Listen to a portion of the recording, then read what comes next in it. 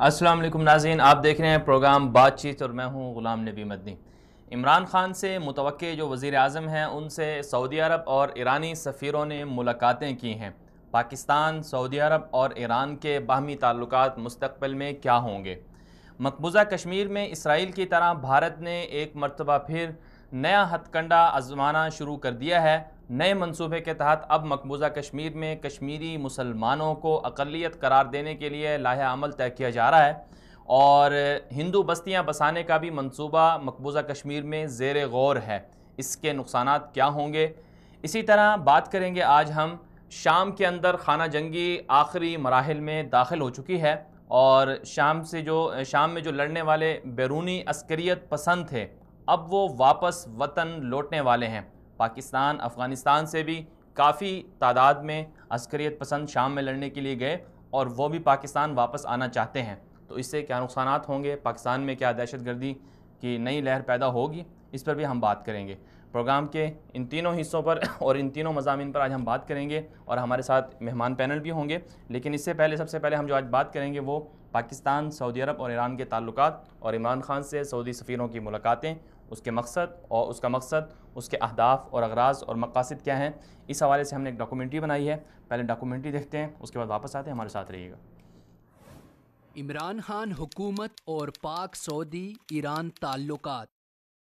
انتخابات 2018 میں عددی برتری کے بعد عمران خان کی جماعت تحریک انصاف مرکز اور 3 صوبوں پنجاب، خیبر پختونخوا اور بلوچستان میں حکومت بنانے کا اعلان کر چکی ہے۔ دوسری طرف انتخابات میں عمران خان کی کامیابی پر دنیا بھر سے تہنیتی پیغامات کا سلسلہ بھی جاری ہے۔ سب سے پہلے اسلام آباد میں سعودی عرب کے سفیر نے عمران خان کو انتخابات کے اگلے روز بنگالہ جا کر کامیابی پر مبارکباد دی، اور نئی حکومت بننے کے بعد سعودی ولی عہد محمد بن سلمان کے دورہ پاکستان کی اطلاع دی۔ بعد ازاں اسلام آباد میں ایرانی سفیر کی جانب سے پہلے عمران خان کو خط لکھ کر مبارکباد دی گئی، اور پھر اسلام آباد میں متعین ایرانی سفیر نے بنگالہ جا کر عمران خان کو مبارکباد دی اور ایرانی صدر حسن روحانی کا پیغام پہنچایا۔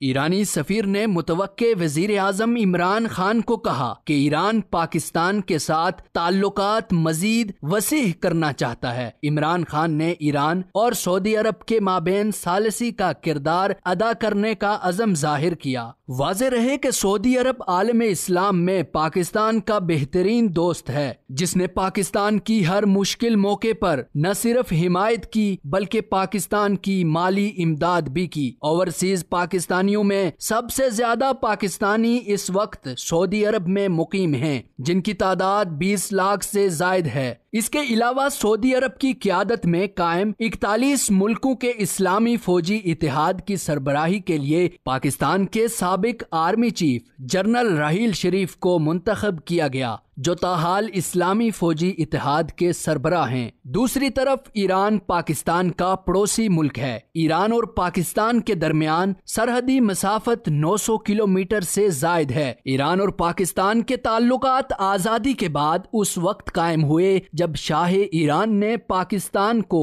آزاد ملک تسلیم کیا، مگر 1979 میں خمینی انقلاب کے بعد دونوں ملکوں کے تعلقات میں دراڑیں پڑنا شروع ہوئی۔ اس کی بڑی وجہ ایران کی جانب سے خمینی انقلاب اور متنازع مذہبی مواد کو پاکستان میں ایکسپورٹ کرنا تھا، جس کے بعد پاکستان میں شیعہ سنی فسادات کی ایسی آگ بھڑکی جس میں ہزاروں پاکستانی شہری جل کر خاکستر ہوئے، اور اربوں روپے کی جائیدادوں سمیت بڑے پیمانے پر قومی املاک کو نقصان پہنچا۔ سب سے بڑا نقصان یہ ہوا کہ پاکستان کو 2 طبقوں شیعہ سنی میں تقسیم کر کے ایک دوسرے کا حریف بنا دیا گیا، جس کے نقصانات آج بھی پاکستان بھگت رہا ہے۔ خمینی انقلاب کو پاکستان درآمد کرنے سے ایک اور نقصان یہ ہوا کہ پاکستان میں ایران نواز لابیوں کو پیدا کر کے ایرانی مفادات کے لیے متحرک کر دیا گیا، جس کی وجہ سے ملکی سلامتی کو خطرات لاحق ہو گئے۔ اس کی تازہ مثال کلبھوشن یادو، عزیر بلوچ، بابا لاڈلا اور سبطین کاظمی جیسے وہ کردار ہیں جو ایرانی سرزمین اور ایرانی پاسپورٹ کے ذریعے پاکستان میں دہشت گردانہ کارروائیوں میں ملوث پائے گئے۔ چنانچہ پاکستان کے صوبہ بلوچستان خصوصاً کوئٹہ شہر، صوبہ خیبر پختونخوا خصوصاً پشاور اور پارا چنار، صوبہ سندھ خصوصاً کراچی شہر میں ایران نواز لابیوں کی طرف سے بڑے پیمانے پر شرپسندی اور دہشت گردی پھیلانے والے خفیہ مراکز کو پاکستانی سلامتی کے اداروں نے پکڑ کر کارروائیاں کی۔ اس کے علاوہ انڈیا کے ساتھ ایران کے گہرے مراسم کی وجہ سے بھی پاکستان کو نہ صرف افغانستان میں نقصانات برداشت کرنا پڑے بلکہ پاک افغان سرحد پر آئے روز ایرانی آشیرواد سے قائم کیے گئے انڈین قونصل خانوں سے پاک فوج کی چوکیوں پر حملوں سمیت پاک فوج کے بہادر جوانوں کی شہادتیں بھی دیکھنا پڑی۔ ایران اور انڈیا کے افغانستان میں بڑھتے ہوئے اثر و رسوخ کا اندازہ اس سے لگایا جا سکتا ہے کہ ایران اس وقت افغان منڈیوں پر قابض ہو چکا ہے۔ چنانچہ Afghanistan chamber of commerce and industries کی رپورٹ کے مطابق سال 2017 اور 2018 کے درمیان ایران افغانستان کا سب سے بڑا تجارتی پارٹنر رہا ہے۔ دونوں ملکوں کے درمیان $2 بلین کی تجارت ہوئی، جبکہ Khyber Pakhtunkhwa chamber of commerce and industries کے صدر کے مطابق پاک افغان تجارت $500 ملین سے بھی نیچے آ گئی ہے۔ حالانکہ اس سے پہلے پاکستان افغانستان کا سب سے بڑا پارٹنر تھا۔ دونوں ملکوں کے درمیان $2.5 ارب سے زائد تک تجارت ہوتی رہی ہے۔ اس کے علاوہ پاکستان کے تاریخی منصوبے سی پیک کے مقابلے میں ایران نے پاکستان کے دشمن بھارت کے ساتھ چاہ بہار پورٹ بنانا شروع کر دی، جس کا ایک فیز بھارت کے حوالے کر دیا گیا ہے۔ سوال یہ ہے کہ پاکستان کے پڑوس میں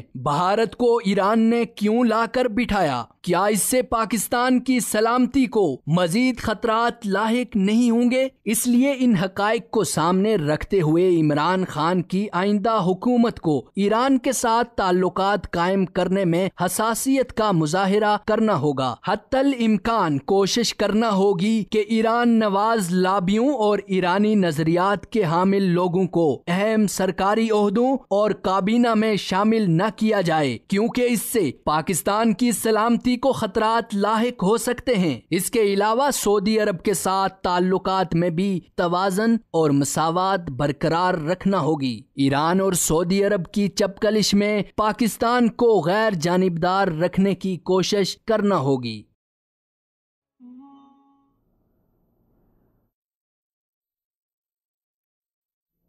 ویلکم بیک ناظرین، ہم بات کر رہے تھے پاکستان کے جو متوقع وزیر اعظم ہیں عمران خان صاحب، ان سے سعودی عرب اور ایران کے سفیروں کی ملاقاتیں ہوئی۔ پاک سعودی اور ایران تعلقات کیسے رہیں گے مستقبل میں، اس حوالے سے ہمارے ساتھ ابھی لائن پر موجود ہیں محترم جناب احمد قریشی صاحب، سینئر اینکر پرسن ہیں، تجزیہ نگار ہیں۔ السلام علیکم سر، بہت شکریہ آپ نے وقت دیا ہمیں۔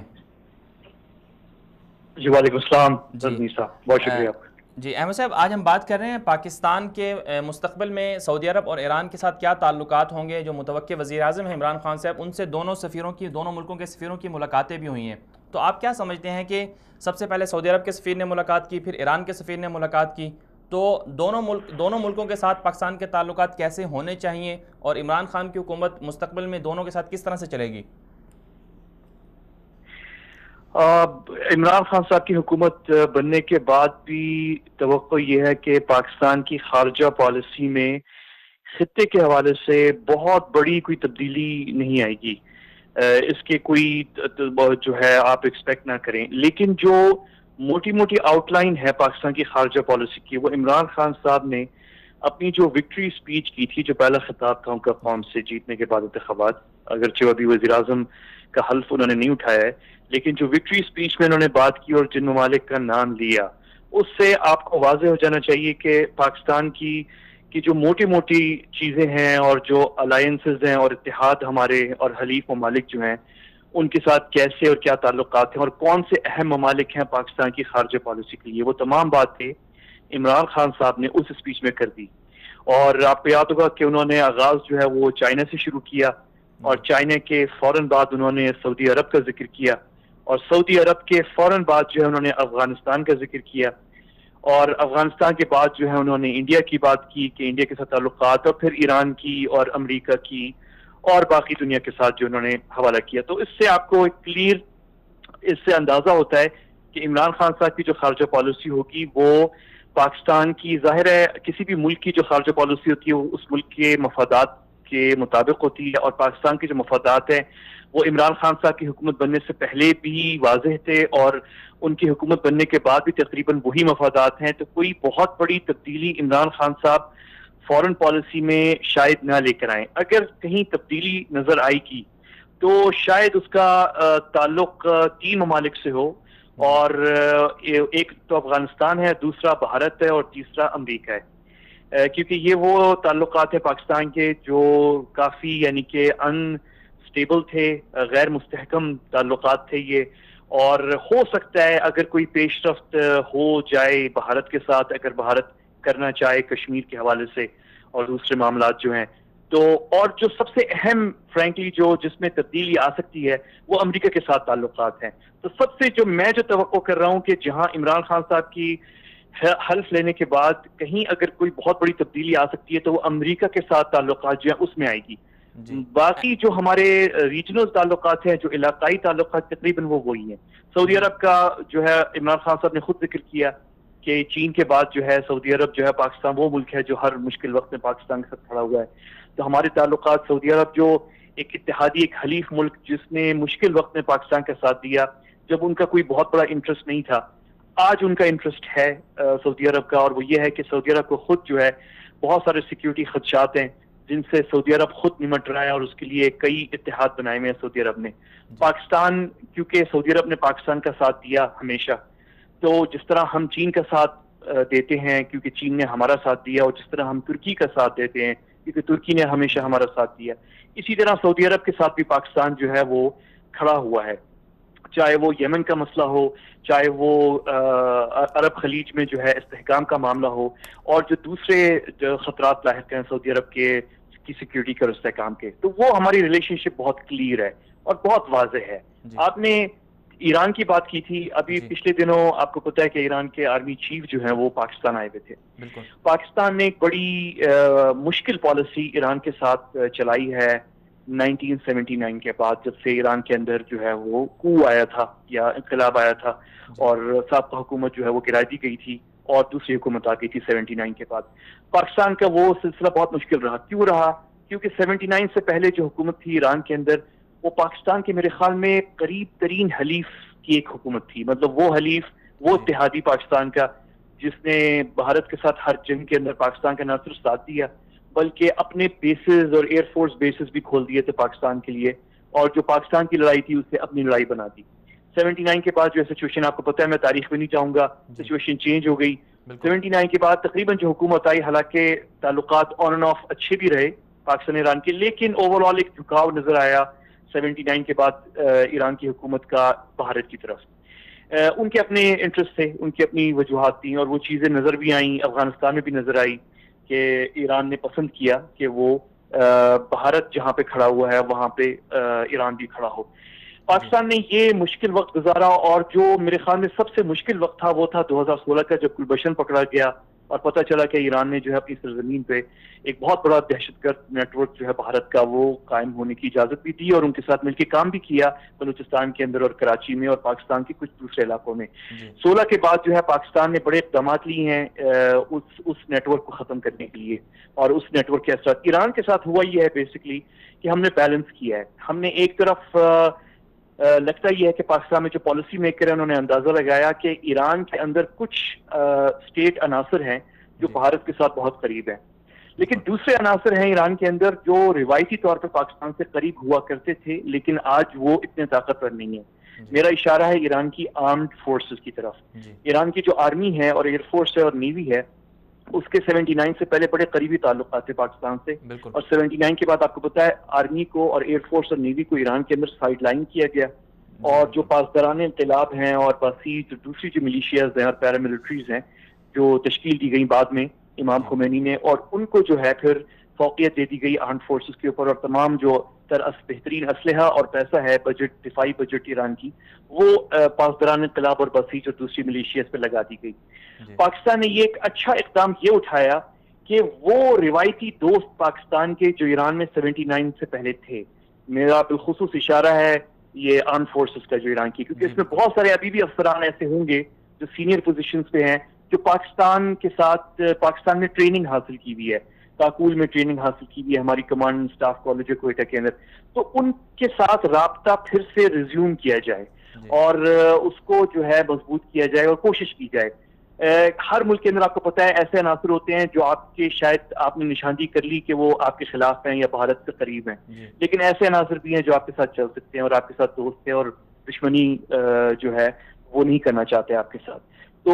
یہ اچھی بات ہے کہ آپ ایران کے اندر ہی جو ایران کی پالیٹکس ہے اندر کی، اسی کے اندر جو ہے آپ دوست بنا کے ان لوگوں کو کارنر کرنے کی کوشش کریں اور آئسولیٹ کرنے کی کوشش کریں، وہ لوگ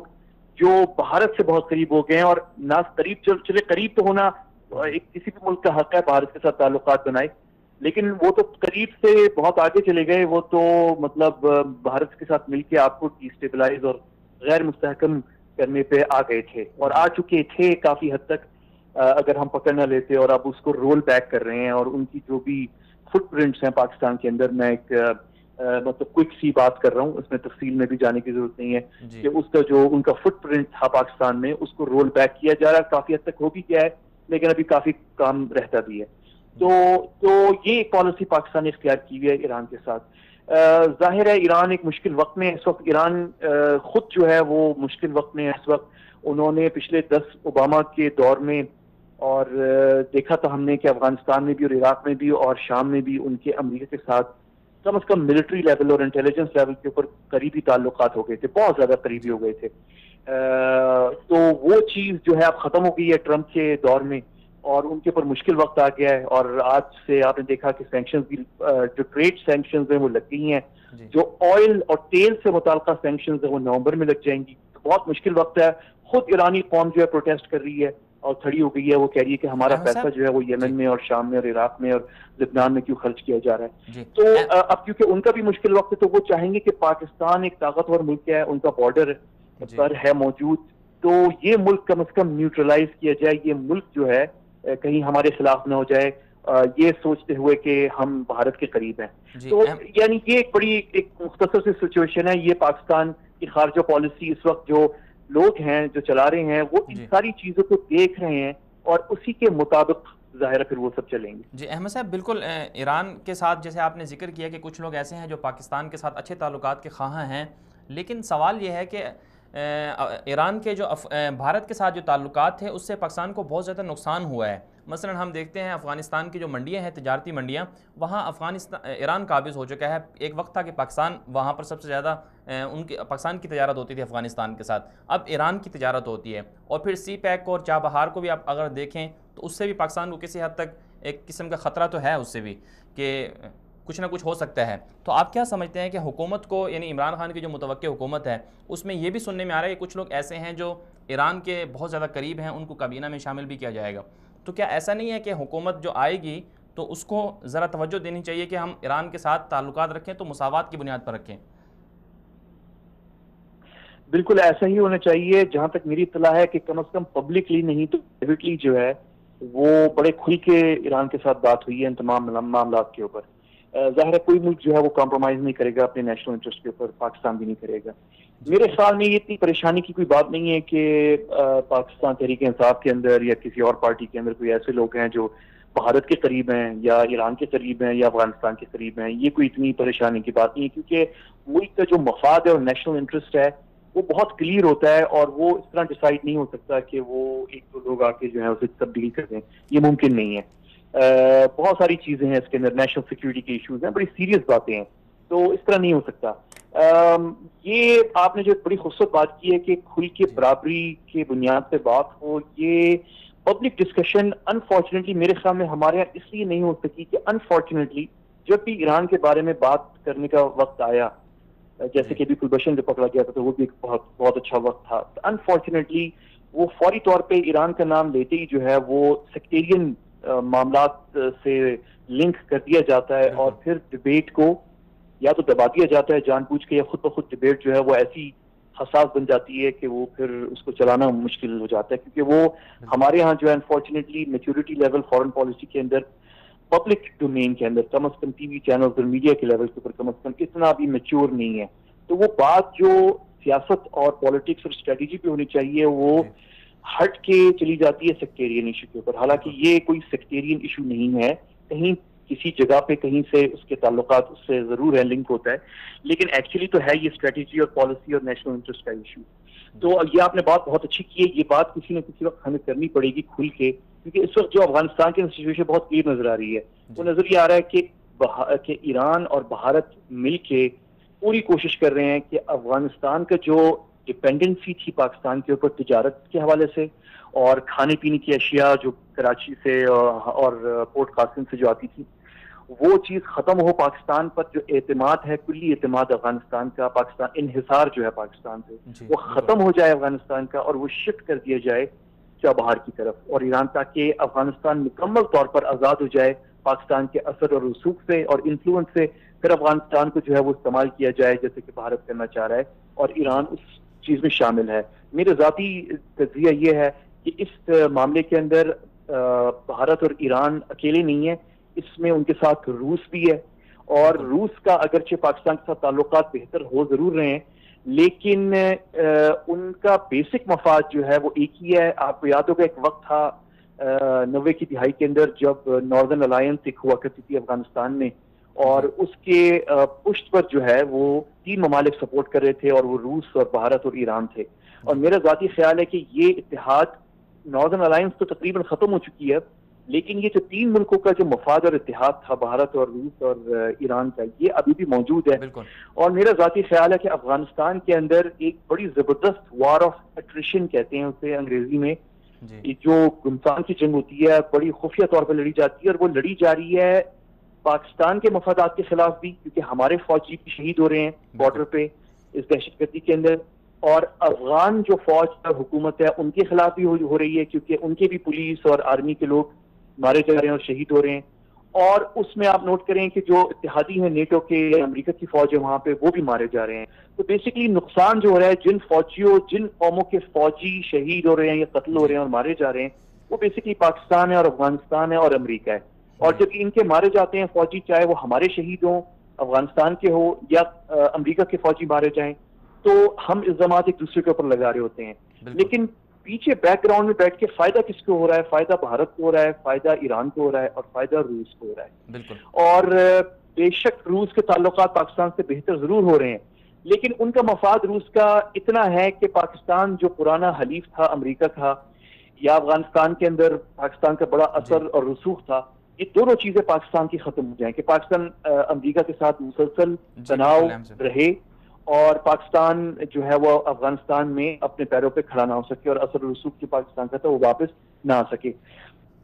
تو اس صورتحال کو بالکل قابو کرنا ہوگا۔ تینوں ممالک جو ہیں ان کے مفاد میں ہے کہ پاکستان کی اور امریکہ کی شدید لڑائی افغانستان میں رہے۔ میرا ذاتی خیال ہے کہ اس وقت جو ہے پاکستان کی جو نئی حکومت آ رہی ہے ان کو یہ سمجھنا چاہیے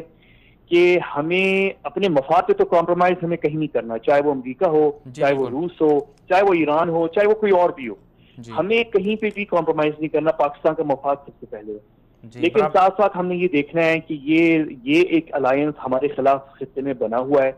چابہار جو ہے وہ کوئی اس کا سی پیک سے کوئی تعلق نہیں ہے، تعاون کرنے سے ہمیں کوئی فائدہ ملنا نہیں ہے۔ اصل بات ساری یہی ہے کہ یہ جنگ ہو رہی ہے پاکستان کا اثر و رسوخ خطے میں اور افغانستان میں ختم کرنے کی،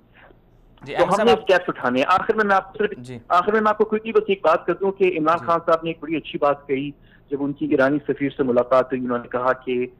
ہم چاہیں گے کہ پاکستان ثالثی کا کردار ادا کرے، اور انہوں نے آفر کیا کہ جب ان کی حکومت آئے گی اور اقتدار سنبھالے گی تو وہ میڈیشن کرنا چاہے گی ایران اور سعودی عرب کے درمیان،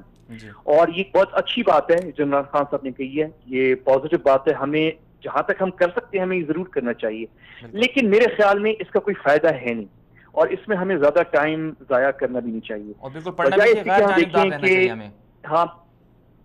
جی بالکل، بجائے سے کہ ہم یہ دیکھیں کہ ایران کی اور سعودی عرب کی کہاں ہم دوستی کروا سکتے ہیں. یہ سعودی عرب خود ان کے جو پالیسی میکرز ہیں ان کو بھی پتہ ہے کیسے کرنا ہے، اور جو ایران کی جو وزارت خارجہ ہے اور ان کے ڈپلومیٹس ہیں ان کو بھی پتہ ہے کہ کیا کرنا ہے اور کیا نہیں کرنا تاکہ یہ تعلقات ٹھیک ہو. یہ ہماری ذمہ داری یا ہماری ہیڈیک یا رسپانسبلٹی نہیں ہے. ہمارا کام پاکستان کا یہ ہے کہ مڈل ایسٹ میں اور گلف میں جو ہمارے مفادات ہیں، پاکستان کا مفاد، وہ ہمیں ڈیفینڈ کرنا ہے. ہمارا کیا مفاد ہے؟ 90% پاکستان کا تیل اور گیس جو ہے وہ گلف سے آتا ہے، تو جو اسٹریٹ آف ہرموز ہے اس کو کھلا رہنا چاہیے، اس کو کسی صورت بند نہیں ہونا چاہیے، کیونکہ اس کو بند کرنا چاہے وہ ہمارے نیشنل انٹرسٹ کے خلاف ہے. تو یہ ایک ہمارا انٹرسٹ ہے. دوسرا ہمارا انٹرسٹ ہے کہ سعودی عرب کا استحکام اور خلیجی ممالک کا استحکام وہ ہمارا انٹرسٹ ہے، کیونکہ ہمارا فورن کرنسی جو ہے، جو ریمیٹنسز آتے ہیں، اور جو پاکستان کی سب سے بڑی ڈیاسپورا ہے پاکستان کے باہر، وہ خلیج میں ہے. تو یہ ہمارا استحکام ایک معاشی بھی اور سیاسی بھی اس پر منحصر ہے کہ گلف میں استحکام ہو. تو سعودی عرب اور خلیج کا جو استحکام ہے وہ ہمارے انٹرسٹ میں ہے. تو اگر یمن کی طرف سے اگر کوئی خطرات آتے ہیں یا کہیں اور سے آتے ہیں تو یہ ہمارے لیے بھی سیریس تھریٹ اور انٹرسٹ ہے. تو یہ دو یا تین باتوں پہ کلیئرٹی ہمارے یہاں ہونی چاہیے اور ہمیں کھل کے بات کرنی چاہیے. اور ایرانی مسلمان ہیں، ہمارے بھائی ہیں، دوست ہیں، ہمیں ان کو بھی سمجھانا چاہیے دیکھیں بہت ہو گیا ہے. یہ آپ کی ملیشیاز جو کام کر رہی ہیں یمن کے اندر اور افغانستان میں اور شام میں، لبنان میں، اتنے سارے ممالک آپ سے ناراض ہیں مسلمان. خود آپ کا قریبی ملک تاجکستان جو ہے، جو فارسی بولنے والا ملک ہے، اس نے ابھی آپ پہ الزام لگا دیا ہے کہ وہاں پہ ابھی ٹورسٹ پہ حملہ ہوا ہے، پچھلے ہفتے قتل ہوئے ہیں 4 ٹورسٹ، مغربی ٹورسٹ، ویسٹرن ٹورسٹ. اس کا الزام انہوں نے ایران اور ایران کے پاسداران انقلاب پہ لگا دیا. تو اس طرح کے آپ کے تعلقات میں تناؤ ہے تمام نیبرز کے ساتھ، آپ کے اذربائیجان کے ساتھ ہے، تاجکستان کے ساتھ ہے، اب خود افغانستان کے ساتھ ہے، پاکستان کے ساتھ بھی تھا آپ کا، خلیجی ممالک کے ساتھ. یہ معاملہ ایران کو ٹھیک کرنا چاہیے. یہ معاملات خراب صدر حسن روحانی کے دور میں ہوئے ہیں، اور جو مرشد اعلیٰ ہیں ایران کے خامنئی صاحب جو ہیں، ان کے دونوں کے دور میں ہوئے ہیں. مجھے یاد ہے جب صدر خاتمی تھے، احمدی نژاد تھے، تو مجھے یاد ہے کہ صدر خاتمی اور احمدی نژاد عرب ممالک کے ساتھ بڑے قریبی تعلقات ہو گئے تھے. پاکستان بھی آئے تھے، سعودی عرب بھی آئے تھے. مرحوم سابق شاہ عبداللہ نے ان کا استقبال بھی کیا تھا ریاض میں، اور بڑا زبردست گرم جوش استقبال کیا تھا صدر احمدی نژاد کا بھی اور صدر خاتمی کا بھی، بالکل اسی طرح جس طرح ڈونلڈ ٹرمپ کا امریکی صدر کا کیا اس دفعہ. تو اسی لیول کا جو ہے استقبال ہوا تھا صدر احمدی نژاد کا بھی اور صدر خاتمی کا بھی. تو ایران کو بھی ہم یہ کر سکتے ہیں کہ ہم ایران کو بھی نصیحت کریں ان کی حکومت کو. بالکل تھوڑا سا توجہ دیں اپنے ملک کے اندر بھی، اور پاکستان کی حکومت کو بھی آپس کے تعلقات بنانے چاہیے. آپ کا بہت شکریہ تھے ہمارے ساتھ سینئر تذکار احمد قریشی صاحب. ہم پروگرام کے دوسرے سیگمنٹ کی جانب بڑھیں گے جس میں ہم نے بات کرنی تھی مقبوضہ کشمیر میں ہندو بستیاں بنائی جا رہی ہیں، نیا منصوبہ ہے، اس حوالے سے ایک مختصر ڈاکومنٹری دیکھیے، اس کے بعد واپس آتے ہیں، بات کرتے ہیں.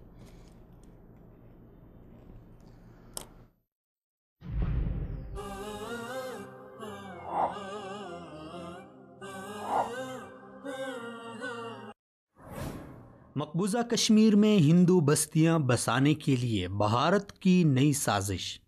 2014 میں بھارتی وزیر اعظم نریندر مودی اور ان کی شدت پسند ہندو جماعت بھارتی جنتا پارٹی کے اقتدار میں آنے کے بعد جہاں بھارت میں مسلمانوں کے خلاف شدت پسند اور نفرت انگیز کارروائیاں جاری ہیں، وہیں مقبوضہ کشمیر میں بھی بڑے پیمانے پر بھارتی جبر و تشدد کا سلسلہ جاری ہے. نریندر مودی کے اقتدار میں آنے کے بعد بھارت مقبوضہ کشمیر میں اسرائیل طرز کے ایک نئے منصوبے پر کام کر رہا ہے. اس منصوبے کے تحت مقبوضہ جموں و کشمیر میں کشمیری مسلمانوں کو اقلیت قرار دینا اور وہاں ہندو بستیاں بسانا شامل ہیں. اس کا آغاز 2014 میں اس وقت ہوا جب بھارتی آئین میں کشمیریوں کے لیے شامل کی گئی دفعہ 35A کو ختم کرنے کے لیے سپریم کورٹ میں ایک غیر سرکاری تنظیم وی دی سٹیزنز نے درخواست دائر کی.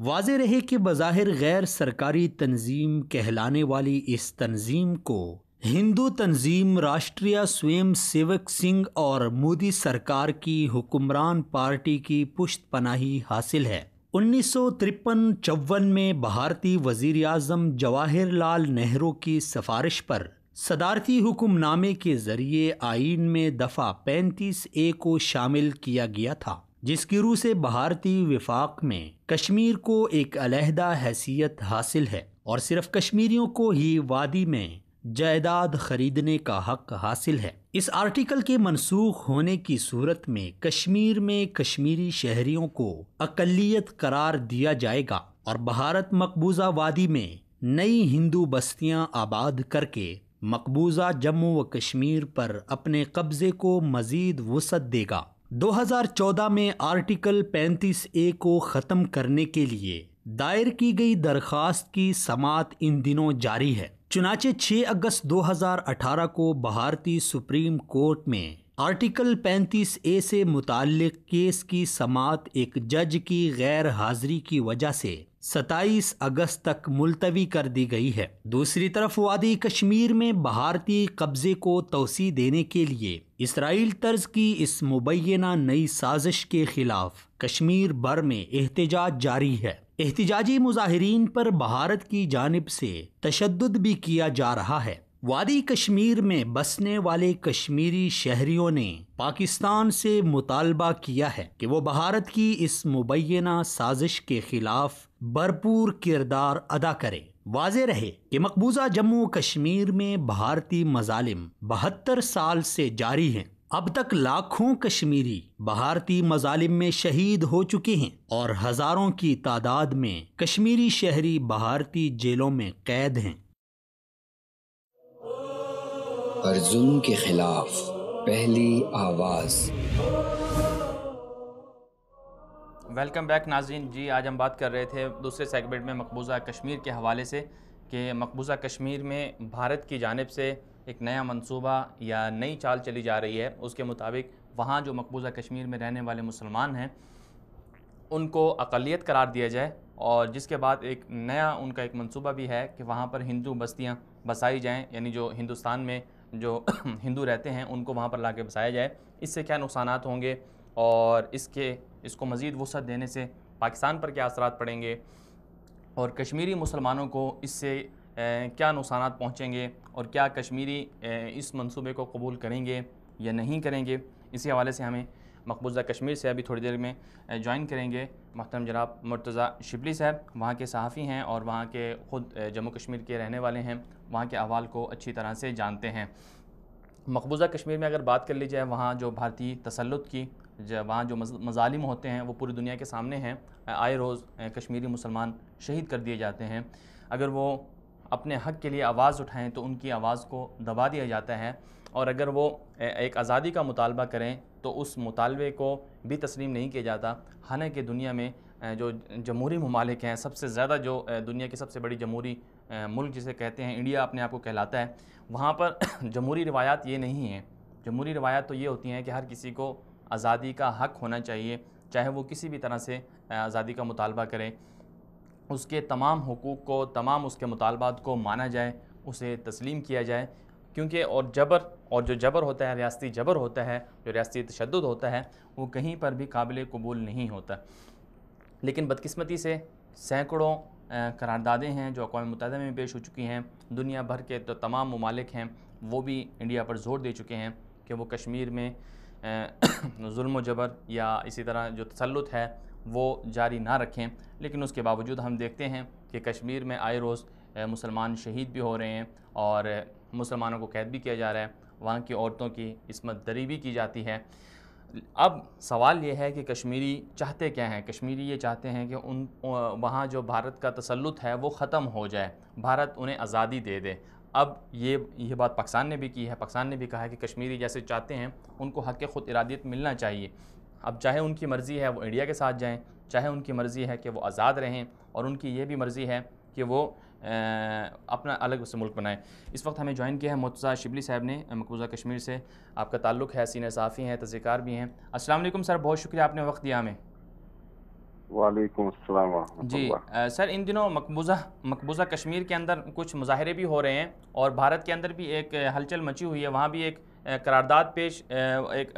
کیس چل رہا ہے سپریم کورٹ کے اندر، بھارت کی سپریم کورٹ کے اندر. تو آپ اس حوالے سے کیا کہیں گے کہ کشمیریوں کو اقلیت قرار دینے کے لیے بھارت کیوں یہ منصوبہ کر رہا ہے، اس کے نقصانات کیا ہوں گے؟ دیکھیے 1947 میں جب جموں کشمیر کا الحاق ہندوستان کے ساتھ ہو گیا تھا، یہ الگ بات ہے کہ وہ الحاق بذات خود ایک متنازع ہے، کشمیری اس کو نہیں مانتے، لیکن ایک قانونی دستاویز کے تحت اس کے بعد 1954 میں گورنمنٹ آف انڈیا نے کشمیر کو ایک خصوصی درجہ دیا تھا، جس کے تحت ریاست جموں کشمیر کا الحاق بھارت کے ساتھ ہوا تھا، انضمام نہیں ہوا تھا جیسے باقی بھارتی ریاستوں کا ہوا تھا. تو وہ 35A بھارتی آئین میں ایک شق ہے جس کے تحت ریاست جموں کشمیر کو ایک خصوصی درجہ حاصل ہے. ان میں یہ بھی ہے کہ یہاں کے جو پشتنی باشندے ہیں صرف وہ یہاں پہ ریاست جموں کشمیر میں، چاہے وہ ہندو ہو، مسلمان ہو، سکھ ہوں، عیسائی ہوں، جو بھی یہاں کے پشتنی باشندے ہیں، وہ یہاں پہ زمین جائیداد کا حق ان کو حاصل ہے اور یہاں کی سرکاری نوکریوں میں وہی حصہ لے سکتے ہیں. یہ جو خصوصی درجہ جموں کشمیر کو حاصل ہوا، یہ جب ہندوستان اور پاکستان آزاد ہوئے اس وقت سے نہیں ہے، بلکہ 20ویں صدی کے آغاز سے مہاراجہ ہری سنگھ کے زمانے میں ان کو ملا تھا. اس کی بھی ایک بڑی داستان ہے کہ اس زمانے میں جو نیٹو کشمیری تھے، خاص کر جو کشمیری پنڈت جن کو ہم کہتے ہیں، کشمیری برہمن، ان کا بڑا ہی پازیٹیو رول رہا ہے اس کے بارے میں اس زمانے میں کہ کشمیری تشخص کو بچانے کے لیے اور کشمیر میں جو لوگ ہیں ان کی روزی روٹی اور ان کے تشخص کو بچانے کے لیے مہاراجہ سے انہوں نے حاصل کیا تھا. اب بی جے پی جو ہے، بھارتیہ جنتا پارٹی، جو ہندو قوم پرست جماعت ہے، اس کے ہمیشہ بی جے پی اس کے خلاف رہی ہے، کم از کم جو مینیفیسٹو کے حد تک اور عوام میں جو اس کا بیانیہ ہے جموں کشمیر کے حوالے سے، اس کے تحت جو 35A کے تحت دفعہ 370 کی وجہ سے جو خصوصی درجہ ریاست جموں کشمیر کو حاصل ہوا، اس کے وہ خلاف ہیں. یہ اصل میں 1950 سے اب تک سکسیس جو ہندوستانی گورنمنٹس آئی ہیں، انہوں نے اس شق کو کھوکھلا کرنے میں بہت کردار ادا کیا ہے. اب یہ سمجھیں کہ یہ شق جو ہے خصوصی اختیار، یہ کافی حد تک کھوکھلا ہو چکا ہے، لیکن ابھی اس میں کچھ چیزیں ہیں، مطلب یہی کہ جائیداد، زمین جائیداد کے حوالے سے، تو اس لیے اینگزائٹی یہاں پہ بہت ہے. اور پچھلے 2 دن سنڈے اور منڈے کو یہاں پہ فقید المثال ہڑتال رہی. میں آپ کو بتاؤں کہ کافی مدت کے بعد اتنی زبردست ہڑتال رہی. آج کل میں یہیں پر ہوں، میں اس قدر ہڑتال رہی کہ میں 10-15 جگہ پہ روٹی لانے کے لیے گیا ہڑتال میں اور سول کرفیو میں، لیکن ملی نہیں کہیں جگہ پہ. اور اس حوالے سے کچھ پازیٹیو اسپیکٹس بھی ہیں اس شک کے حوالے سے. جو ایجوٹیشن یہاں اس وقت ریاست جموں کشمیر میں ہو رہی ہے، اس نے جو یہاں کے ڈیوائسو پولیٹیکل نیچر ہے، دیکھیں جموں کشمیر جو ہے یہ 3 حصوں پہ ہے، جموں کشمیر اور لداخ کا جو حصہ ہے، اور اس کے بعد جو باقی ڈویژنز ہیں، فار ایگزامپل جو یونینز یا پرو انڈیا جن کو ہم کہیں، اس کے بعد پرو فریڈم گروپس جو ہیں جو آزادی چاہتے ہیں، ان میں بھی کچھ لوگ مکمل طور پر آزادی اور خود مختاری چاہتے ہیں، اور کچھ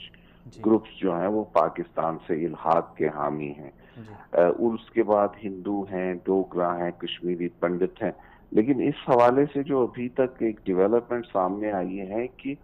ہر ریاست جموں کشمیر کے تمام باشندوں میں آلموسٹ لگ بھگ ایک کانسنسس ڈیولپ ہو گیا ہندو مسلمانوں کے درمیان، بھارت نوازوں کے درمیان اور آزادی پسندوں کے درمیان، مرزا صاحب یہ بتائیے گا شک کے لیے مرزا صاحب یہ بتائیے گا لڑنا پڑے گا، اور اس یہ بتائیے گا کہ اگر یہ شک ختم ہو جاتی ہے تو سننے میں یہ آ رہا ہے کہ پھر وہاں پر نقصانات کیا ہوں گے؟ کیا اس سے یہ ہم سمجھیں کہ بہت سے لوگ کہہ رہے ہیں کہ انڈیا جو ہے نا ہندو بستیاں بسا سکتا ہے، بھارت سے ہندوؤں کو لا کر کشمیر میں موقع مل سکتا ہے، ان کو لا کے بسایا جا سکتا ہے جس طرح اسرائیل کر رہا ہے؟ ہاں، یہ دیکھیں، جہاں تک یہ بالکل صحیح بات ہے، یہ کئی جگہوں پہ یہ ٹیکٹک آزمایا گیا ہے. اگر یہ شک ختم ہوگی تو بالکل ظاہر سی بات ہے اس سے ایک راستہ بہت بڑا کھلے گا کہ کشمیری اپنے ہی وطن میں ایک مائنورٹی بن جائیں گے. کیونکہ دیکھیں، مین لینڈ بھارت میں لوگ پیسے کے بل پہ یا پریشرائز کر کے کشمیریوں کو ان کی زمین جائیداد سے بے دخل کر سکتے ہیں، بھلے ہی وہ خرید کے کریں، جیسے اسرائیل میں بگیننگ میں ہوا تھا، جب اسرائیلی ریاست کا قیام ابھی عمل میں نہیں آیا تھا. تو اس چیز کا بہت بڑا خطرہ ہے، اور اس سے جو خطے کا جو توازن ہے آبادی کا وہ بھی ڈسٹرب ہو سکتا ہے. اور اس سے مجھے لگتا ہے کہ یہ بہت irresponsible اس لیے بھی ہوگا کہ اس سے پاک بھارت تعلقات میں بہتری کی کوئی امید جو ہے نا وہ بھی ختم ہو جائے گی. بالکل امید ختم ہو جائے گی. مرتضیٰ شبلی صاحب، آپ کا بہت شکریہ. یہ تھے ہمارے ساتھ مقبوضہ کشمیر سے، مقبوضہ کشمیر کے صحافی تھے، تجزیہ کار تھے. مقبوضہ کشمیر میں صورتحال کیا ہے، بھارت کا جو نیا منصوبہ ہے، بھارت یہ چاہتا ہے کہ کشمیر کے اندر نئی ہندو بستیاں بسائی جائیں جس طرح سے اسرائیل نے فلسطین کے اندر بسائی گئی. اس کے لیے آرٹیکل جو 35 ہے بھارتی قانون کے اندر، اس کو ختم کرنے کی کوششیں ہو رہی ہیں. اور اس کے نقصانات کیا ہوں گے کہ ہندو جو ہے کشمیر میں آگے بس جائیں گے. اس سے پاکستان کو بھی نقصان ہوگا اور کشمیری عوام کو بھی نقصان ہوگا. پروگرام کے تیسرے حصے کی جانب ہم بڑھتے ہیں. ہم نے آج بات کرنی تھی شام کے حوالے سے. شامی خانہ جنگی خاتمے کی جانب بڑھ رہی ہے، لیکن عسکریت پسند جو ہے واپس آ رہے ہیں. پاکستان سے بھی بہت سارے عسکریت پسند گئے تھے شام میں لڑنے کے لیے. اگر وہ واپس آ جائیں پاکستان کو کیا نقصانات ہو سکتے ہیں، اسی حوالے سے ایک ڈاکومنٹری ہے. ڈاکومنٹری دیکھیے، واپس آتے ہیں، ہمارے ساتھ رہیے گا.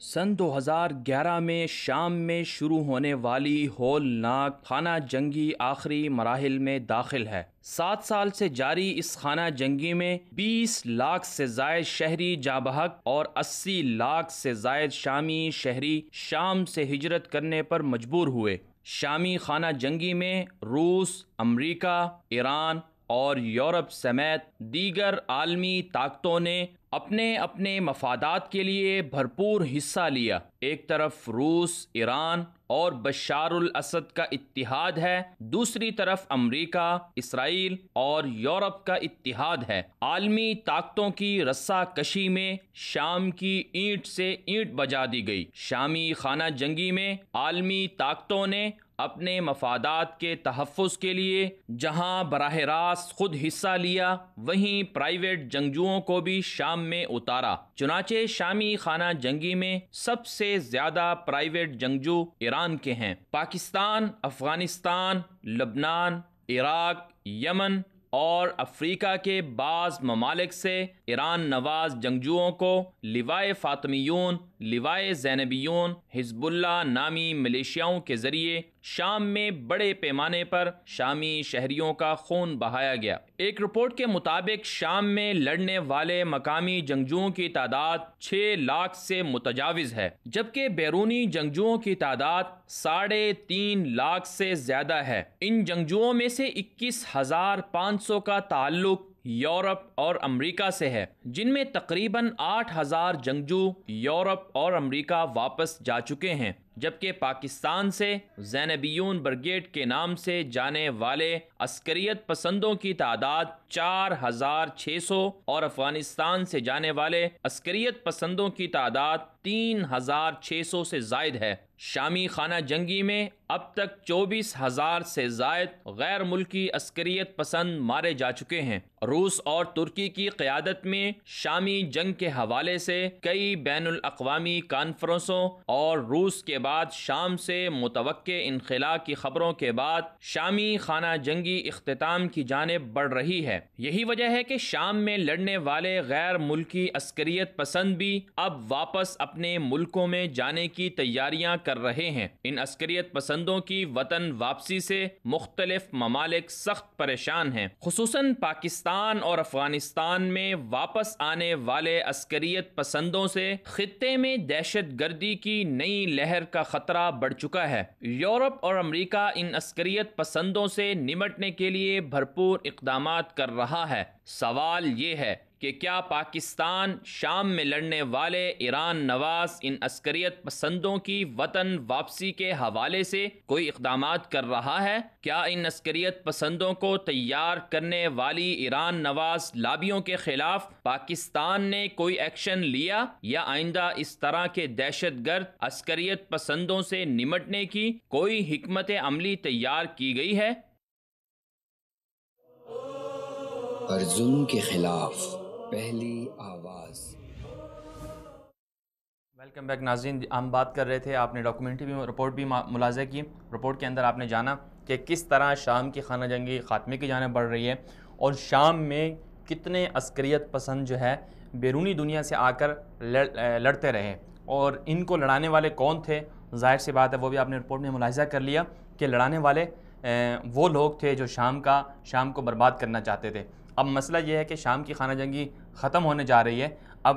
اگلا پڑاؤ کہاں ہوگا یہ بھی انتہائی افسوسناک صورتحال ہے۔ اس کے لیے ظاہر سی بات ہے کسی نہ کسی اسلامی ملک کو یا اسلامی ملک کے قریب والے ملک کو چنا جائے گا، اور پھر وہاں پر ان عسکریت پسندوں کو اتارا جائے گا۔ اب اہم ترین جو سوال ہے وہ یہ ہے کہ پاکستان سے لواء زینبیون کے نام سے جو ایک بریگیڈ گئی تھی، اور اس میں 4,600 کے قریب جو ہے وہ عسکریت پسند تھے۔ اب ان میں سے بہت سارے تو مارے گئے، بہت سارے پکڑے گئے، اور بہت سارے ایسے بھی ہیں جو ابھی زندہ ہیں، وہ واپس پاکستان آئیں گے، اور اس طرح افغانستان بھی واپس آئیں گے۔ اس سے پاکستان کی سلامتی کو خطرہ لاحق ہے، اور اسی طرح پاکستان میں دہشت گردی کی نئی لہر بھی پیدا ہو سکتی ہے، کیونکہ ہم نے دیکھا کہ ماضی میں افغانستان جب سوویت یونین کے خلاف جب جنگ ہوئی تھی تو اس میں بہت سارے لوگ جو وہاں لڑنے کے لیے گئے تھے افغانستان میں واپس پاکستان آئے، تو اس سے پاکستان نے بہت سارے جو ہیں وہ بہت سارے خطرات پاکستان نے اٹھائے، بہت ساری مشقتیں بھی اٹھائیں، اور بہت سارے جو ہے نا جانی اور قومی نقصان بھی بہت زیادہ اٹھانا پڑا۔ اب جو آئندہ حکومت ہے ان کو چاہیے کہ ایسے عسکریت پسندوں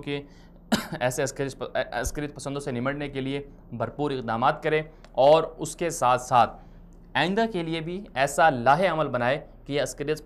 عسکریت پسند جو ہیں جہاں یہ خفیہ مراکز میں ٹریننگ لیتے ہیں، ان خفیہ مراکز کو ختم کیا جائے، اور جو لوگ ان کو ابھارتے ہیں، جو لوگ ان کو سپورٹ کرتے ہیں، ان پر نظر رکھی جائے۔ اب جو پاکستان سے شام میں لڑنے والے جو لوگ تھے، مزارات کے نام پر ان کو بہکانے والے لوگ کون تھے؟ ایران نواز تھے۔ ایرانی لابیاں جو پاکستان میں موجود ہیں، سرگرم ہیں ایران کے مفادات کے لیے، انہوں نے ہی ان کو بھرتی کیا اور ان کو شام میں بھیجا۔ ایسے لوگوں پر پاکستان کی حکومت کو نظر رکھنا ہوگی، کیونکہ پاکستان کسی بھی بیرونی جنگ میں حصہ اگر نہیں بنے گا تو اس سے پاکستان کو بھی فائدہ ہوگا، پاکستان کی عوام کو بھی اور معاشرے کو بھی فائدہ ہوگا، اور دنیا بھی ہمارے اوپر انگلیاں نہیں اٹھا سکے گی۔ آج کے لیے اتنا ہی، اجازت دیجیے، اللہ حافظ۔